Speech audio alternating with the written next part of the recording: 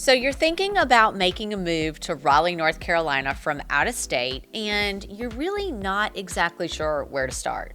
Well, consider this your complete relocation guide. This video is going to be packed with all of the things that you need to be considering 8 weeks, 6 weeks, 4 weeks, even 2 weeks out from your move to Raleigh. These are all things that I find most people think about, but they may not make note of. They may not make a list, and then they're usually scrambling last minute to pull all of these pieces together. And let's face it, it's not easy to sell a house. It's not easy to buy a house. It's really not easy to do two at the same time, and it's not easy moving across the country, which many of our clients do. Hopefully, this video will ensure that you think about and make note of and track these things ahead of time so that you are ready to make a great move to Raleigh.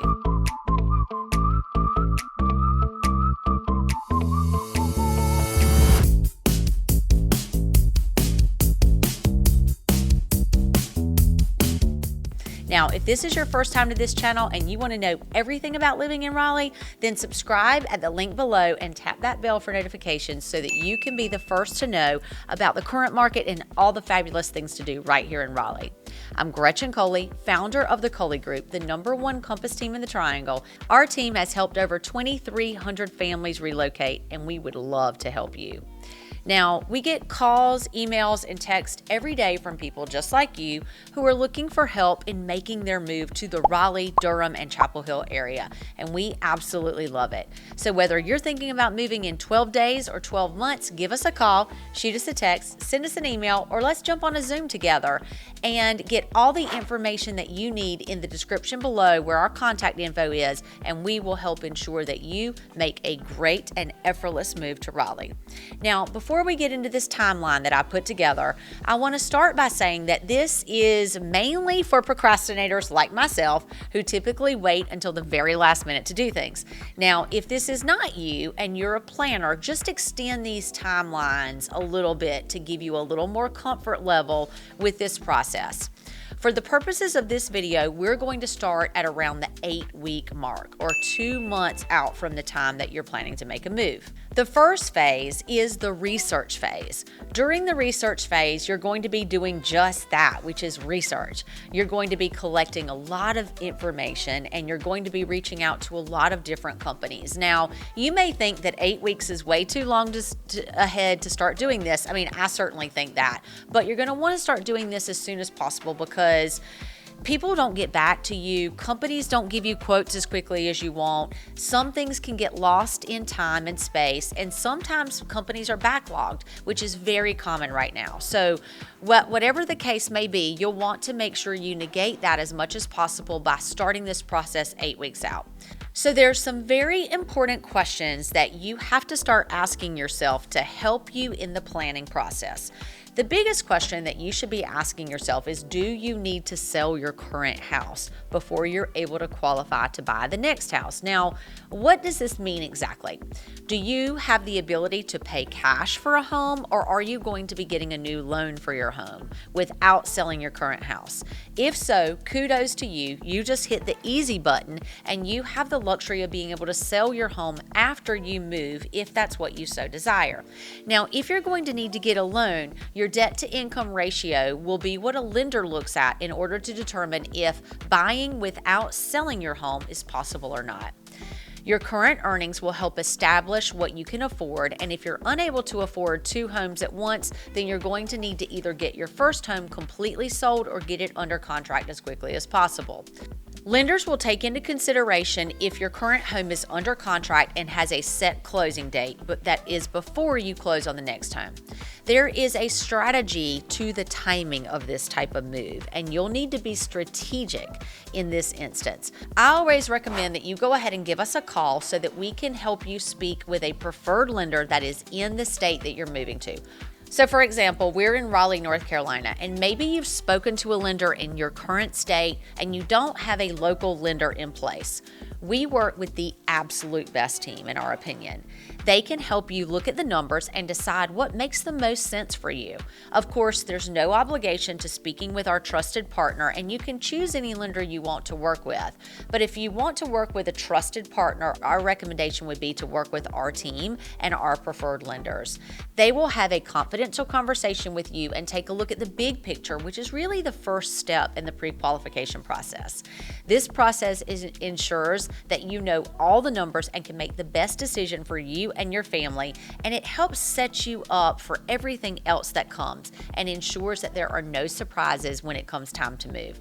The last thing you want to do is have your entire house packed up and ready to make the road trip or take the flight or whatever the case may be, and then all of a sudden you're unable to close on your new house because you didn't understand some of the numbers up front.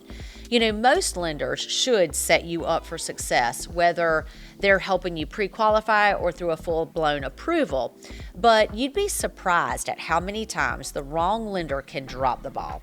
I've seen it over and over with big banks, online lenders, national lenders that have a ton of locations. You would think that these institutions would be the best at what they do, but they do so much more than just mortgages, and they're often not the best fit when it comes to mortgages. You may not have a direct point of contact. You may call in or apply online, and whoever answers the phone or answers the lead is who you're working with. Big bank institutions usually take a lot longer to get through the process. There's a lot more red tape behind the process. And then if you call these online or internet lending companies, you could call in and get somebody different every single time. They'll usually try to assign you to someone, but it doesn't mean that that's the person that you're going to be talking with all the time. It doesn't mean that they're always available.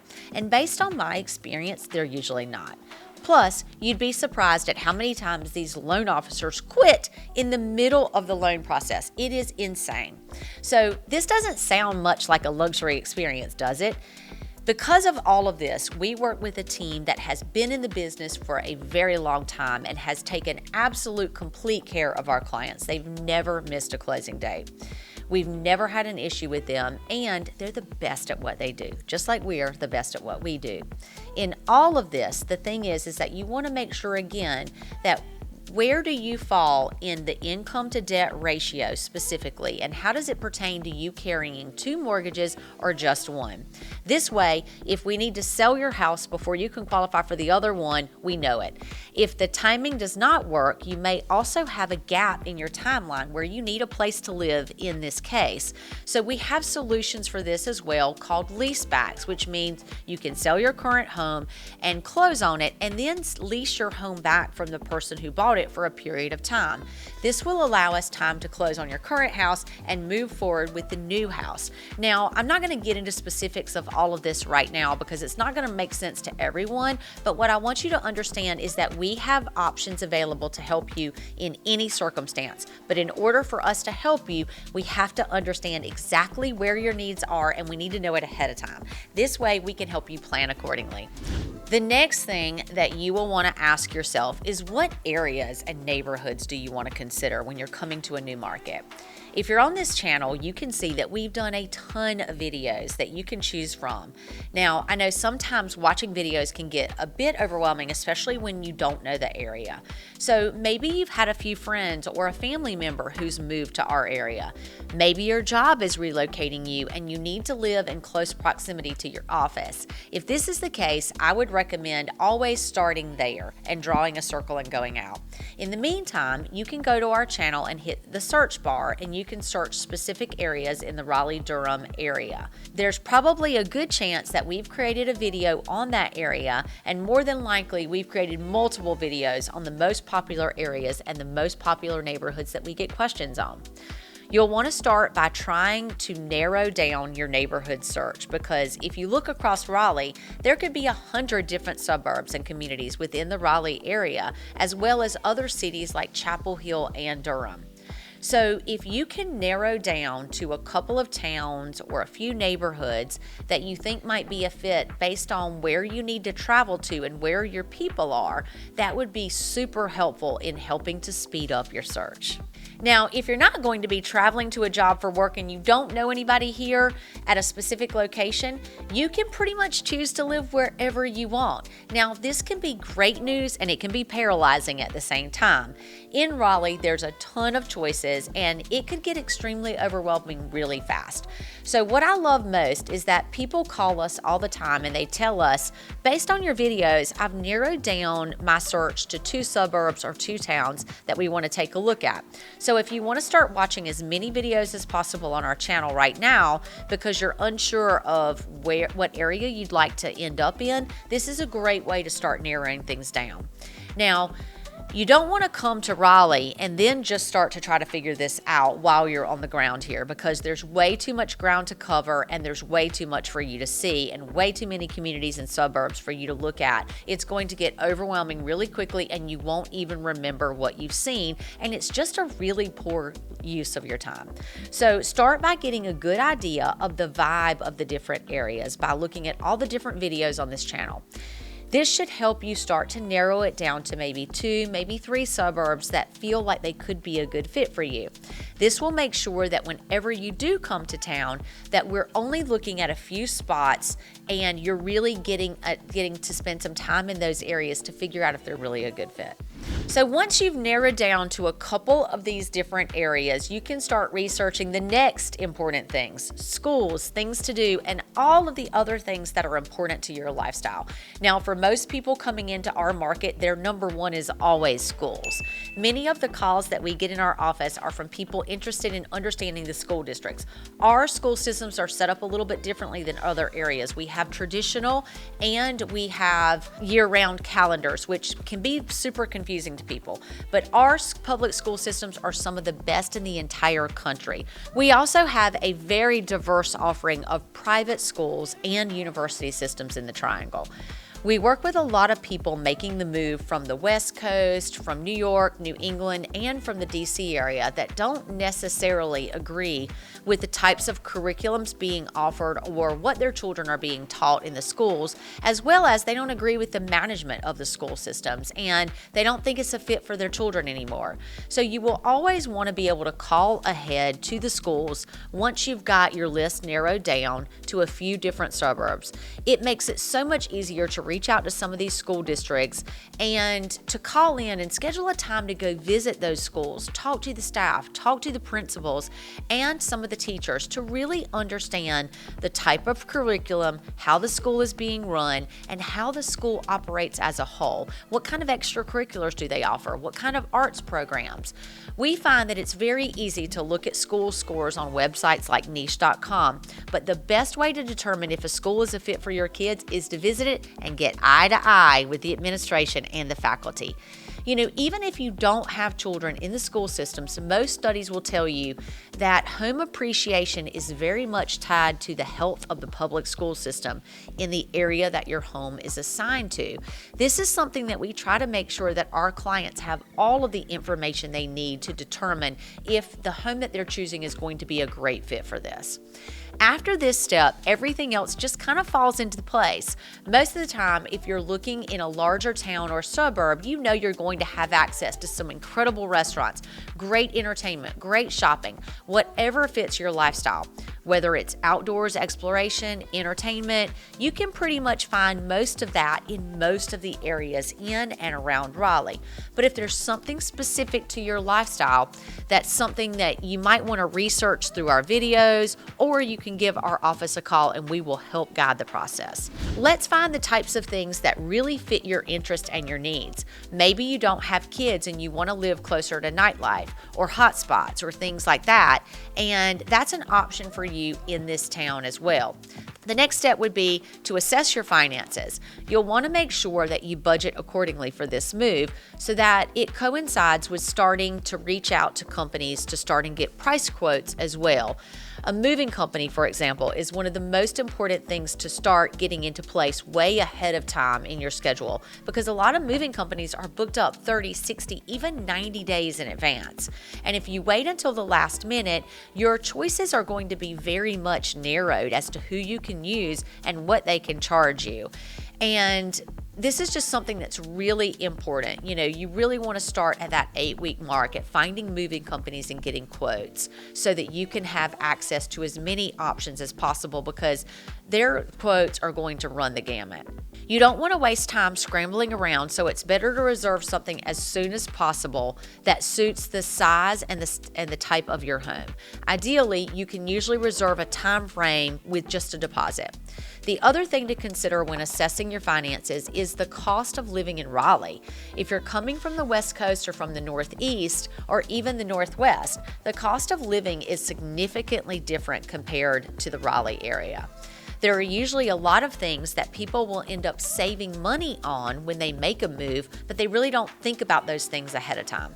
Now, moving to Raleigh from one of these places make this a really good thing, especially when it comes to housing. You're going to find here that you will find much bigger homes for much less money, and so people end up coming here and they're shocked. I can't tell you how many times I've had a conversation that somebody growing up in New York or the Pacific Northwest, that they've grown up there their entire lives, and they never even looked at real estate in Raleigh, North Carolina area, and it just blows them away at what you can get for the money and how far your dollar stretches here. Now, that being said, there's a lot of other things that you should keep in mind as well.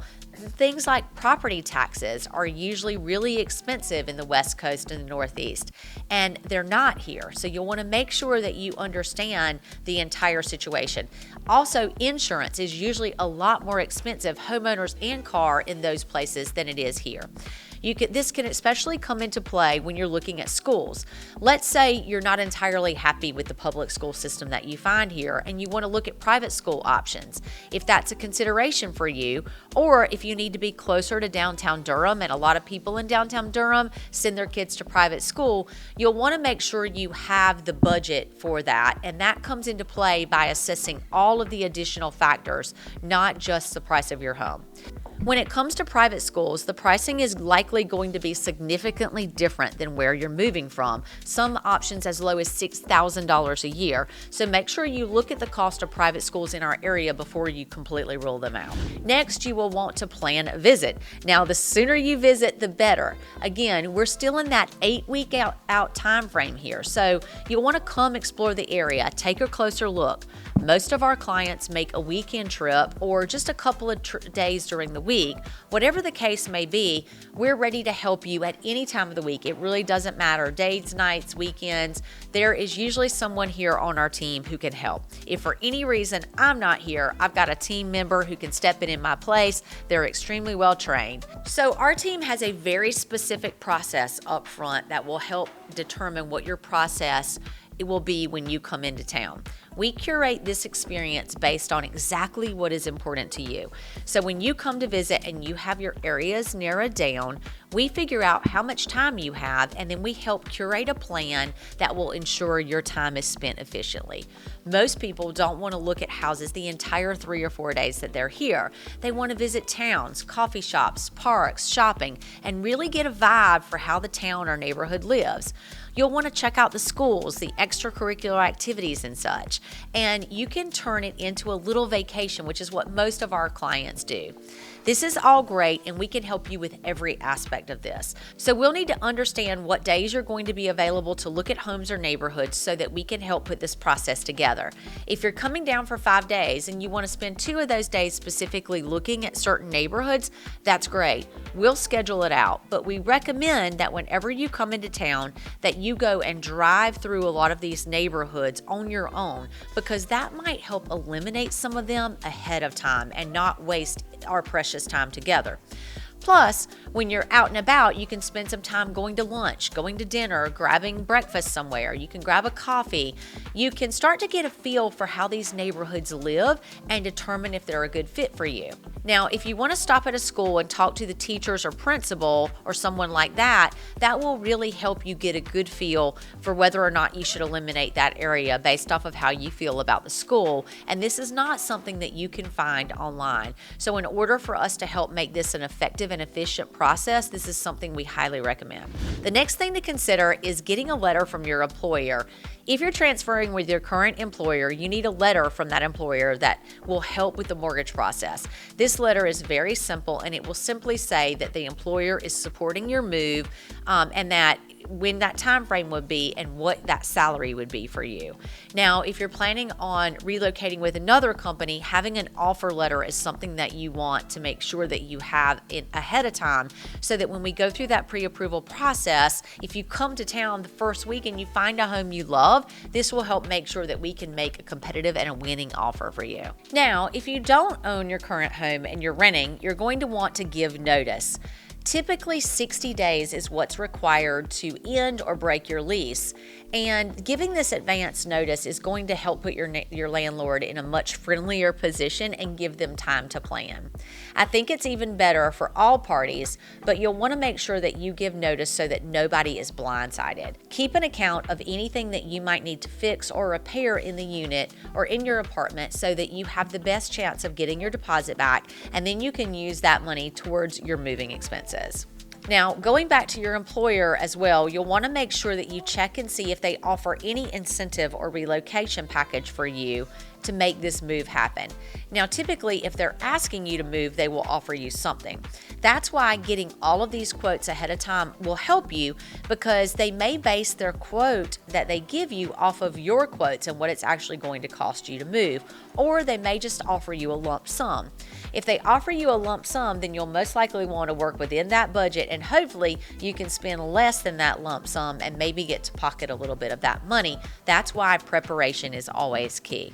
One more thing to consider is that you might want to reserve a storage unit depending on how you plan this move out. And if you can time it perfectly and you can sell your house, move out, and move right into the next house, that's wonderful, but that doesn't always happen. So for instance, if there's some overlap where maybe you have to rent somewhere or you have to do a lease back or whatever the case may be, you'll want to have a storage unit in place for that as well. And they usually get booked way ahead of time. So calling some local storage facilities in the area that you're moving to will make sure you get one of those reserved so that you can do something temporarily if needed.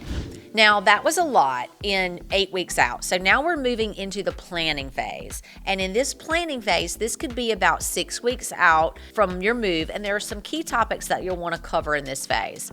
This phase is a lot more about the logistical side of everything, and there are some key factors like choosing your moving date. Your moving date is going to be based on what you decided to do in your new area. So you're in Raleigh, North Carolina, you visited the area maybe once, maybe twice, maybe you're even under contract on a home now, depending on what that may be. Remember, everything is negotiable. So typically, you're going to put a house under contract here, and you're going to be expected to close within 30 to 45 days. Again, you set that date.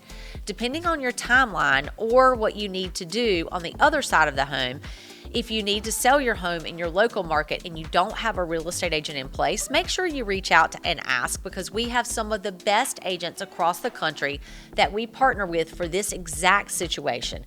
If you don't have a great real estate agent in your area, or if the last one screwed everything up and the deal, was terrible, you need a solid referral. And we're happy to give you a referral of somebody that is in your area and can make sure that you are 100% taken care of. Typically, if you contract on a home in this area, if it's pre-existing or a resale home, you can always choose the closing date. Most sellers are going to want you to close within 30 to 60 days. Now, I say typically, but again, everything is negotiable. Typically, if you go under contract on a resale or a pre-existing home, you always get to choose your closing date. Most sellers are going to want you to close within a 30-day time frame unless they're trying to sell and move somewhere else as well. So again, this is where a lease back could take place and stretch the term to 45, maybe even 60 days. All of that is possible. It just really depends on your situation and the seller's situation and you selling your home. There are a lot of different factors to coordinate, and again, that's why we always recommend just go ahead and give us a call so that we can talk through these types of situations and make sure that you are fully prepared. So once you've locked in the date you're going to be closing on your home, it's likely to determine when you need to put your current home on the market. Now, if you're selling a property, again, We kind of reverse engineer all of that and talk through it with you. So the main thing is to just get it in motion, set it in place, and go from there. Now, if you're contracting on a new construction house, that could be anywhere from a 30, 60, 90, up to 6 months out for closing. And the tricky thing with this is that new construction, even though you set a closing date in your contract, it doesn't always guarantee that you're going to close on that date, because there could be a builder delay, there could be weather, there could be supplies. There are so many reasons for builder delays that could cause a problem, because if you sell your house at that specific time frame and then you are planning to move into the new house and the builder fails to meet that deadline, that could put you in the housing purgatory where you have to find something in the interim. So of course, we've got solutions for that, and we've seen it happen in the past years, but builders right now are doing a much better job of being able to get you at least close to your timeline. So we just want you to be prepared and make sure that you're making the best decisions for yourself, but it's something that you need to think about. The next thing you're going to do is create your moving budget. Hopefully you have all your quotes in place right now, and you're probably locked in on all your vendors that you're going to be working with, whether that's a moving company, storage, all of that plays a factor into how you should be able to price this all out. Now, again, if you've gotten money from your company, hopefully you're under budget. The main thing is that you want to have it all laid out. You know exactly or pretty close to what you're going to be spending to make the move. Now, here's another thing that I find that a lot of people don't think about. A lot of people think they're going to move themselves, especially if they're renting, and that's great, but you may have rented a truck, but you haven't really thought about who's going to pack the house up. And, I've had clients who've hired moving companies to come pack everything and load everything and just take it away. And then I've had clients who've chosen to pack everything themselves, load it themselves, and with a couple of friends, and then drive it across the country. And whatever scenario there could be, I will tell you from experience, most people who have moved themselves will tell you they will only pay for someone to do absolutely everything going forward. So if your company is going to be paying for this, you will want to get quotes on all of that, as well as someone to come in, pack your entire house, label it, and move it onto the truck, and then drive that truck across the country so that you can just hop in your car, or better yet, have your car towed and you can hop on a flight. That is the path of least resistance. In reference to moving companies, you'll want to find out how your items are going to be traveling across the country. For example, if you have a smaller home, an apartment, your stuff may be put on a truck from New York that is also going to be dropping off other loads of furniture, and yours may be first, second, third in line. So you'll want to verify with the moving company, when is the actual pickup date and when will the drop-off date be? And if, for example, they miss that drop-off date, what is the next drop-off date for you? The other thing when it comes to moving companies is do not go online and Google moving companies. You will want to get a recommendation. I have seen so many moving company scams through third parties where a person goes online, they think a company looks reputable, they book with that company, but that company is not the one actually doing the work. They're subbing it out to a different company. And what happens is they come in and they give you a quote, and then the day that they come to move you, they tell you that it's going to cost way more than you initially thought. They end up holding your furniture hostage. Like, I have seen horror stories. So if you already know that you're moving here and you just need a great mover, please give us a call. We are happy to help you with this, because this is somewhere that people really get taken advantage of. Now we're in the prep phase. So right now we're about 4 weeks out from the move, and you probably have a house under contract. Your current house is probably under contract, and you are ready to close within 30 days. Now it's go time. You're going to start implementing other aspects before you start packing your house up, or before you have somebody come out and pack up your house. So the first things you'll want to do is start to sell, declutter, donate, get rid of things that you don't want, because the last thing you want to do is pack up all that crap that you don't want and move it across the country. This is a great time to start getting rid of all the stuff instead of packing it up and carrying it across the country and then figuring out that you really don't want it. You could do a garage sale, you could do donations, but you'll want to get ahead of that, especially if you have larger items that need to be picked up. This will make the packing up process a lot easier, and it'll help you do it right. And when someone comes to pack you won't have to go through everything while they're on site. Either way, you're going to need to have a giant garage sale, or you're going to need to donate or sell your stuff on eBay. And for me personally, I typically recommend, and I try to myself, donate as much stuff as possible because I feel like it's just the better way. You know, if I could sell some old clothes on eBay and make $100 or $200, that's great, but it's really not worth the time that I spend getting all that stuff put up, getting it sold, organizing pickup or mail out. I would rather just throw it all in the car and donate it to somebody else who's going to get much better use out of all that stuff. I know that donation places really need it, and donating also just makes me feel good. The next step is you'll want to start updating your memberships. Do you have a local gym membership, country club memberships, or anything of that sort? You'll want to see if you can get those transferred if it's a national company, or you'll want to go ahead and let them know that you're going to be canceling. Again, typically they want 30 to 60 days notice before you start to cancel. So the next thing you'll want to do is make sure you have your moving box or moving bag. This will have a change of clothes, your tennis shoes, something that you can get dirty in. You'll want to have paper towels, toilet paper, scissors, trash bags, cleaning solutions, washcloths, anything that you need in a pinch, and you always need things in a pinch, tape, markers. Think about those kinds of things and make sure you put those in the car with you or at the back of the truck. So when they open the door, that's the first thing that comes off. It will be so helpful for you. We're still about 4 weeks out, so we want to talk about disconnecting your current utilities on your current home or your rental and reconnecting them on your new home. This is really important because there's usually a 2 to 4 week timeline for people like a Spectrum or cable company to get out and hook up. Now, if you follow this list, you've really made a lot of headway on your logistics, and all of your memberships, your utilities are all taken care of, and you've really made some phone calls and you've got some things planned, and you're probably feeling really good about things. This is the phase where you want to go back and just double check and make sure that everything is good to go because it's been 4 weeks since you set most of that stuff up. The next piece is to change your address. You'll want to think about changing your credit card, your address on file with your credit card companies, with your any of those memberships that are going to be transferring. Now, there's an option to do this right before you move, but I find that going ahead and making a list of all of these companies and what their phone numbers are or what their online portals are is going to be really helpful for you in getting all of this done. And then actually going to the post office or mailing into the post office and changing your address is going to be really important. Now, once you get here and you're settled into your new home, you're going to want to make sure that you transfer your driver's license and your tags.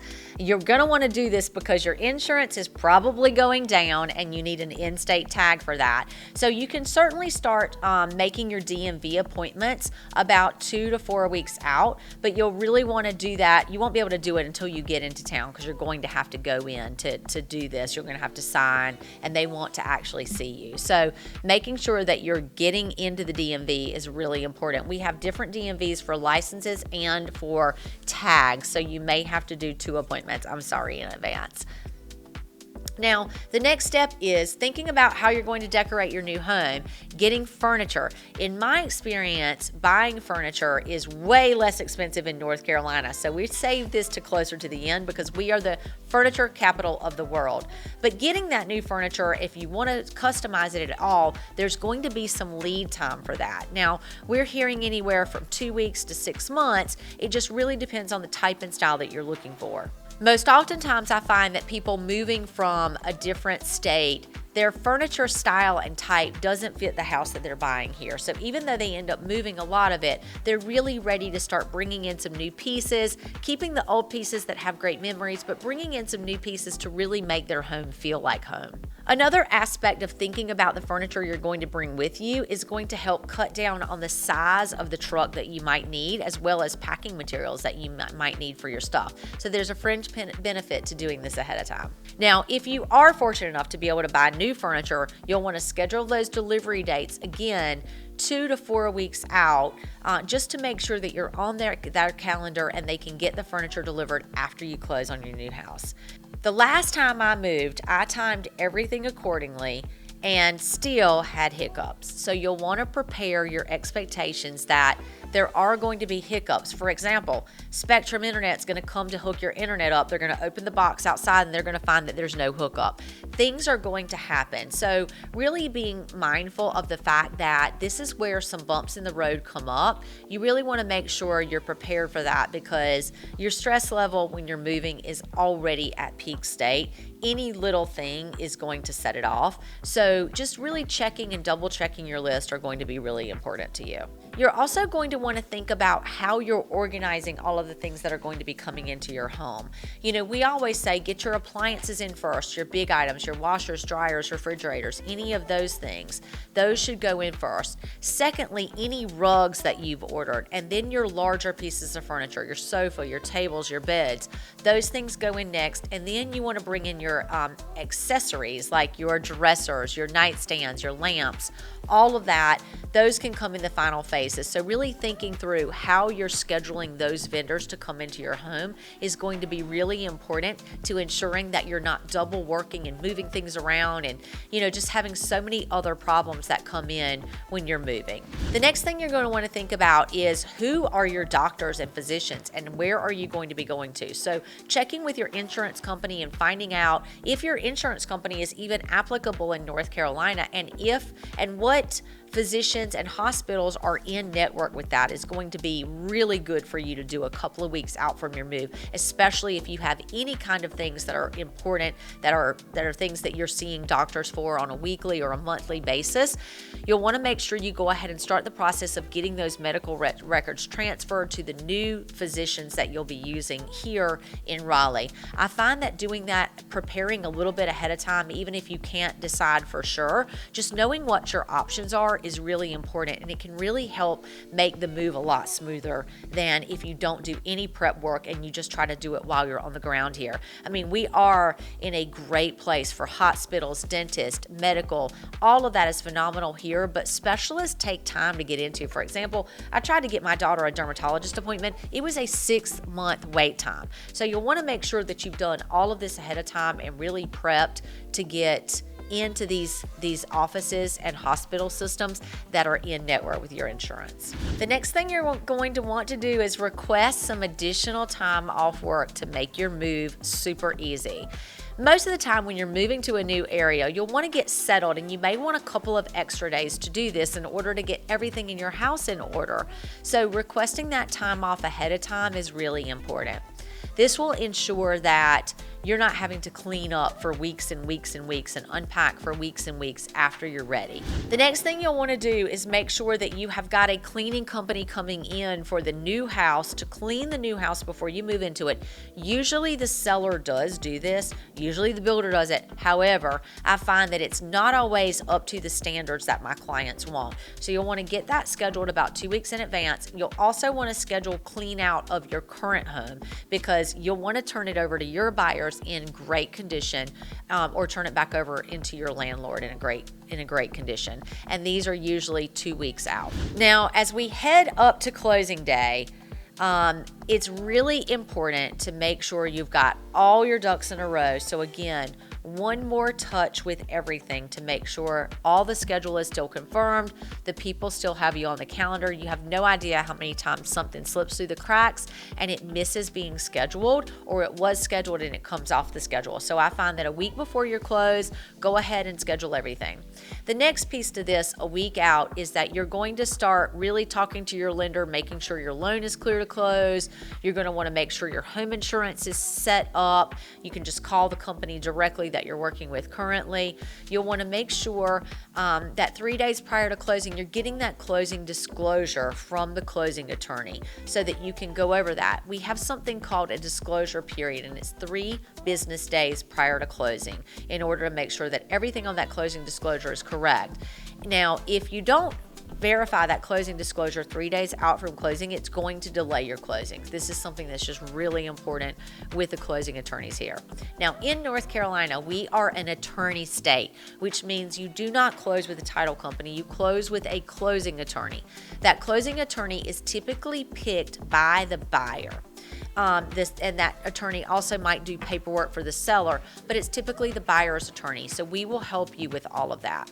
The next thing you'll want to know is that in Raleigh, when your home closes and you go to the attorney's office and you sign all that paperwork, you may not get the keys right then. The actual deed has to be recorded. So you may end up leaving the attorney's office with no keys, and that will record. Once it is recorded, that means that you own it and you'll be able to get the keys to the property. Now, this throws some people for a loop because they think that when they go close and they sign, they're ready to move in and they've got their moving truck outside. But let's say you're closing on a Friday afternoon at 2 o'clock and for some reason that deed doesn't get recorded. The seller is not going to give you the keys until they can record, which might be Monday. So you could end up with all your stuff packed up on a truck, paying for that extra time. So we want to make sure that that doesn't happen to you. So we will be making sure that all your money has been wired, that the lender's money has been wired, and that there are no hiccups in that closing process. This is where we typically find that working with outside lenders or unvetted attorneys will really cause hiccups to you and cost you a lot of money. So this is one thing that we really take a really hard stance on, is that if you're moving to this area and you don't know anyone, we want you to take a look and at least interview our trusted partners to see if they can help you, because we know that time and time again, they help ensure that things go smoothly, and we know that working with other people doesn't. Well, that says it all right there. So you've closed on your home, you're moving in, everybody is happy. There's probably been some hiccups, but if you watch this video and you really did all of these things, you're going to have a much smoother move than you would have if you didn't. So the last piece of this is, if you're renting, you want to make sure you're getting your deposit back. If you're selling, you want to make sure your current property is sold. But after that, it's time for you to move in and wait at your house for all of those deliveries to come in and get your new home organized, moved into, and ready for your family. The last piece of advice that I'm going to give you is making sure that you either change the locks or deadbolts on your home. That you can do this by going to Home Depot, you can call a locksmith, however you want to do it. You'll just want that peace of mind to know that there is no one on the planet that has a key to your home except for you. You're the one who got the keys at closing. You want to make sure that you're the only one who has them. So thank you all so much for taking the time to watch this video. I'd love to hear from you. If you've had challenges with moving, I'd love to hear your comments below. What things did you do that helped ensure that you had an incredible move and a smooth move? Let all of us know. We are always open to having conversations about this. And if you're thinking about making a move to the Raleigh area, we want to be your go-to agents. Whether you're looking at making a move in the next 12 days or the next 12 months, we get calls and texts every day from people just like you, and we love it. We would love to help you navigate this process and ensure that you do all of the things required to make sure you have a smooth move into the Raleigh area. You can reach us at all the contact details below, and we'll even schedule a Zoom call to make sure that you look at all the areas and narrow your search before you come into town. We'll see you in your next move to Raleigh.